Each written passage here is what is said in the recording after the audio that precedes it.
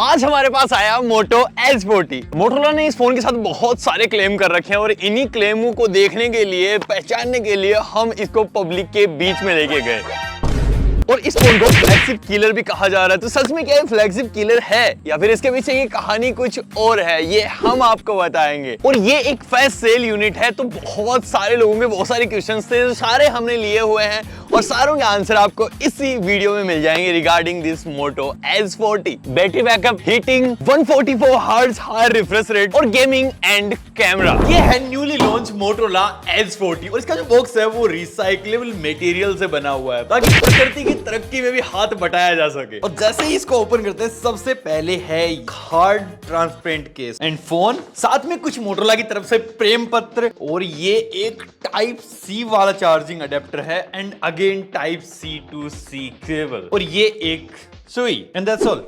Start करते हैं इसके डिजाइन के साथ और इसका ये मेन की हाईलाइटिंग पॉइंट है इसका ये वीगन लेदर डिजाइन। मेरे पास एक ग्रीन कलर में है, ब्लैक कलर में भी सेम वीगन लेदर आता है और जो तीसरा आता है उसमें आपको पॉलीकार्बोनेट बैग मिलता है, लेकिन इसमें प्लास्टिक फ्रेम्स है। लेकिन जो ब्लू आता है उसमें आपको नॉर्मल ग्लास बैग मिलता है और इस फोन के साथ आपको एल्यूमिनियम फ्रेम्स मिलती है जो डेफिनेटली एक प्रीमियम टच प्रोवाइड करते हैं। और मोटोरोला ने कहा है ये एक वर्ल्ड फर्स्ट 5G फोन है जो स्लिमेस्ट है, plus at the same time इसमें IP68 की वाटर एंड डस्ट रेटिंग भी है। तो ये अपने आप में एक काफी बड़ी चीज है और डेफिनेटली ये चीज फील भी होती है। ये एक कर्व्ड पैनल है, plus at the same time ये 172 ग्राम का है सिर्फ और इसकी थिकनेस 7.6 mm की है, जो एक आजकल आने वाले स्मार्टफोन के हिसाब से बहुत ही कम है। और इस लेदरेट डिजाइन की वजह से इसमें ग्रिपिंग काफी अच्छी आ जाती है, प्लस पतला सा फोन है, अगर बहुत देर मूवी भी देख रहे हो तो भी आपको ऐसे फील नहीं होने वाला है कि हमने कोई चीज पकड़ी हुई थी। इस मोटोरोला ने अच्छी वाइब्रेशन मोटर ऐड की है इस बार, तो जब भी आप टाइप वगैरह कर रहे हो तो आपको एक अच्छा एक्सपीरियंस फील होता है। एट द सेम टाइम जब यहाँ पे आप बैक भी कर रहे हो, स्क्रॉल कर रहे हो, तो हर जगह वो फीडबैक आपको फील हो रहा होता है और इतने पतले से फोन में वो बिल्कुल उंगलियों के पास ही रहता है। तो ये एक्सपीरियंस बहुत ही कमाल का है। और अगर बात करें डिस्प्ले की तो ये एक बहुत ही खूबसूरत सा पैनल है। 6.55 इंचेस की एक OLED पैनल है ये। यहाँ पे दोनों तरफ आपको कर्व देखने को मिलता है। ये एक डेफिनेटली प्रीमियम सी चीज ऐड होती है और ये 144 हर्ट्ज को सपोर्ट करता है, जिसकी वजह से इसकी स्मूथनेस भाई मक्खन से भी ऊपर वाली चलती है, एकदम उंगलियों के साथ साथ response. At the same time bezels काफी छोटे छोटे से हैं, तो वो बिल्कुल भी आपको डिस्ट्रैक्ट नहीं करने वाले हैं और इसके कलर बहुत ही वॉश आउट से शो करेंगे। अगर आपने नॉर्मली इसको सेटअप किया है और उसके बाद चलाना स्टार्ट किया तो आपको सबसे पहले सेटिंग्स में जाके नेचुरल से सैचुरेटेड पे क्लिक कर देना है और उसके बाद आपको ऐसे कुछ कलर्स दिखाई देंगे।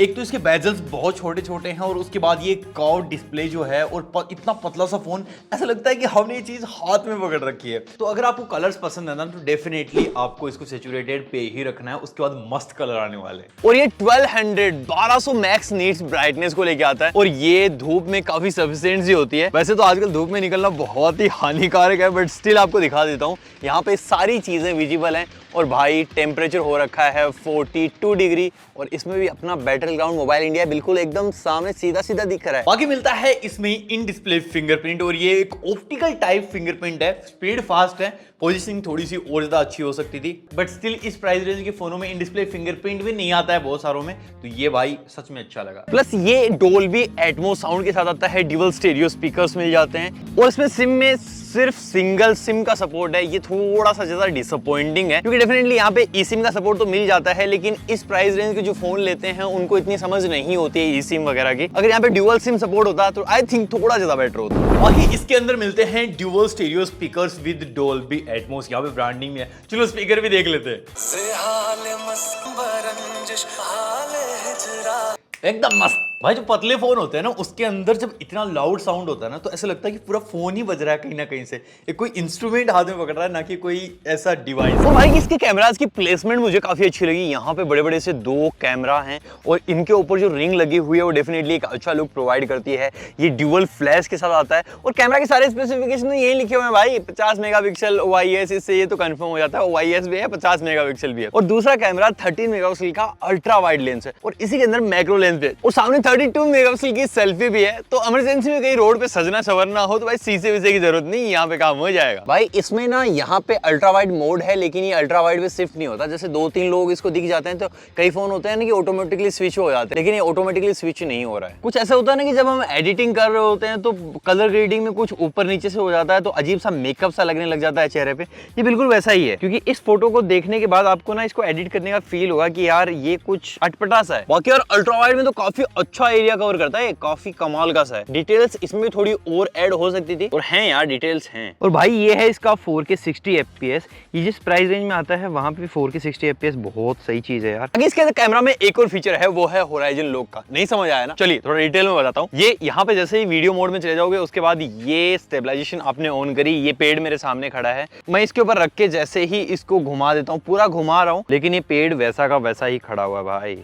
ये काफी कमाल की चीज है, लेकिन डे टू डे लाइफ में आपकी इतनी काम नहीं आने वाली है। मतलब ऐसे दोस्तों को दिखाने के लिए ठीक है, लेकिन डे टू डे लाइफ में मुझे पता है ना, क्योंकि 5-7 दिन से तो मैं यूज कर ही रहा हूँ। वैसे तो इसके कैमरा में बहुत सारे फीचर्स हैं, लेकिन पोर्ट्रेट मोड में जैसे ही आप जाओगे तो आपको 3 अलग अलग लेंस देखने को मिलेंगे।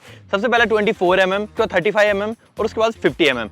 चलिए इसका डिफरेंस दिखाता हूँ। इधर ये 24mm, ये 35mm और ये 50mm। और अगेन ये फोटोज क्लिक करने के बाद मुझे एक ही रियलाइजेशन हुई कि भाई इस सॉफ्टवेयर अपडेट्स की सख्त आवश्यकता है। देखो इस फोटो में मैंने क्लिक नहीं करा है तो इसने पूरा का पूरा ब्लैक रख दिया है चेहरे को। इसके ऊपर मैंने क्लिक कर दिया तो इसने बैकग्राउंड को पूरा व्हाइट कर दिया। साथ ही बात करें परफॉर्मेंस की तो इसमें MediaTek 8020 वाला प्रोसेसर मिलता है और ये 6nm बेस्ड प्रोसेसर है। और ये एक थोड़ा सा ट्वीक वर्जन है Dimensity 1100 का। और एक चीज मोटोरोला के साथ सबसे अच्छी लगी इस बार, 8GB 256GB ये बेस वेरिएंट रखा है उन्होंने। LPDDR4X बेस्ड रैम है और UFS 3.1 बेस्ड स्टोरेज है। मतलब सारा मामला एकदम सॉर्टेड है और इसकी वजह से काफी फ्लुएंट तेज फील होता है, मजा आता है। मतलब बाकी नॉर्मल टास्क इसके साथ कितने भी कर लो, अक्सर जैसे इतने पतले फोन दिखते हैं तो ऐसा लगता है कि यार कुछ ना कुछ कॉम्प्रोमाइज हुआ होगा, अंदर सामान ही नहीं डाला तो डेफिनेटली पतला हो जाएगा, लेकिन इसमें ऐसा नहीं है भाई। इसकी परफॉर्मेंस आप देखोगे ना तो बिल्कुल नेक्स्ट लेवल है। आपको normal day to day life के टास्क तो ऐसे मक्खन तरीके से हैंडल करवा देगा ना, आपको सच में ये चीज फील होगी कि आपने बहुत कमाल डिवाइस पकड़ा हुआ है। लेकिन हमने इसको थोड़ा सा बेदर्दी के साथ भी टेस्ट किया और इसके लिए डेफिनेटली BGMI खेलना था, क्योंकि भाई इंडिया में आ चुका है, इसके बिना तो टेस्टिंग अधूरी रह जाती है ना। यहाँ पे जाके हमें फील हुआ कि ये एक नॉर्मल फोन के कंपेयर में थोड़ा सा ज्यादा हीट होता है, जस्ट बिकॉज ऑफ मुझे ऐसा लगता है कि यही एक रीजन है इसका पतला होना, जहां पे हीट डिस्ट्रीब्यूशन अच्छे से नहीं हो पाता है। लिहाजा आउटडोर में हीट होता है, लेकिन अंदर जब आप इसको यूज कर रहे होते हो तब आपको टेम्परेचर इतना ज्यादा नहीं देखने को मिलेगा, वहां पे सौदा सॉर्टेड है। बाकी जितने भी हमने इसके अंदर टेस्ट कर रखे हैं वो सारे आपके डिस्प्ले पे हैं। जिस प्राइस रेंज में आ रहा है वहां पे अंतुतु बेंचमार्क स्कोर मुझे काफी ज्यादा पसंद आए और ये चीज इसकी परफॉर्मेंस में दिखती हुई है। साथ ही में मोटोरोला के फोन के सॉफ्टवेयर की बात करें तो भाई ये तो अपने आप में फेमस है ही है। एट द सेम टाइम इसके अंदर स्टॉक एंड्रॉइड है। ऑलमोस्ट फेसबुक के अलावा ऐसी कोई चीज नहीं आती जिसको आपको अनइंस्टॉल करना पड़ेगा। कोई एड्स नहीं, कुछ नहीं। मोटोरोला मतलब एड से भी पैसे नहीं कमाता है, तो ये बहुत ही कमाल की चीज है यार अपने आप में। प्लस मोटोरोला प्रॉमिस करता है कि 2 साल के मेजर एंड्रॉइड अपडेट्स मिलेंगे और 3 साल के मेजर सिक्योरिटी अपडेट्स मिलेंगे। मोटोरोला को थोड़ा अपडेट सिस्टम बनाया है, वो थोड़ा सा स्लो है। अगर वो थोड़ा सा फास्ट होगा तो डेफिनेटली ये अच्छी चीज होगी। और इसी के साथ साथ मोटोरोला के कुछ और कमाल के फीचर्स पे मिल जाते हैं, जैसे यहाँ पे रेडी फॉर फीचर है। इसको स्टार्ट करके जैसे ही आप अपने पीसी से कनेक्ट करोगे सारी की सारी स्क्रीन जो है वो आप अपने पीसी के अंदर देख सकते हो, इसको कास्ट कर सकते हो बेसिकली। और इसी के साथ साथ मोटो सिक्योर, जिसमें आप अपने बाबू के राज छुपा सकते हो और दूसरी वाली को पता भी नहीं चलेगा। इसमें आपको बहुत सारे ऑप्शन मिल जाते हैं, जैसे मुझे कोई ना कोई ऐप है जो एकदम हाइड करना है तो यहाँ से मैं जितने भी ऐप चाहूँ उनको सिलेक्ट करूंगा और उसके बाद यहाँ पे टिक मार्क कर दूंगा, तो ये सारे जो ऐप हैं वो यहाँ पे आ जाएंगे सिक्योर फोल्डर। बाकी अगर बात करें कनेक्टिविटी की तो इसके अंदर 5G भी है, कैरियर एग्रीगेशन भी है, मतलब 4G प्लस भी मिल जाएगा। और मोटोरोला अपने फोन में स्टार्टिंग से ही बहुत सारे बैंड्स प्रोवाइड करता है, तो कनेक्टिविटी चाहे आप ऊपर घूमो, चाहे आप अंडरपास में चले जाओ और चाहे कहीं और घुस जाओ, बहुत सारे बैंड्स का यही फायदा है कि हर जगह आपको कनेक्टिविटी मिलेगी। NFC है, ड्यूअल बैंड वाईफाई है, ब्लूटूथ वर्जन 5.3 है, मतलब सारी चीजें एकदम चेकमेट। अब बारी आती है वर्डिक्ट की, मुझे ये फोन कैसा लगा और आपको ये फोन लेना चाहिए कि नहीं लेना चाहिए। तो कुछ चीजें हैं जो इसके अंदर बहुत अच्छी हैं, मतलब मोटोरोला जिस हिसाब से कमबैक कर रहा है वो अपने आप में काबिल तारीफ है भाई।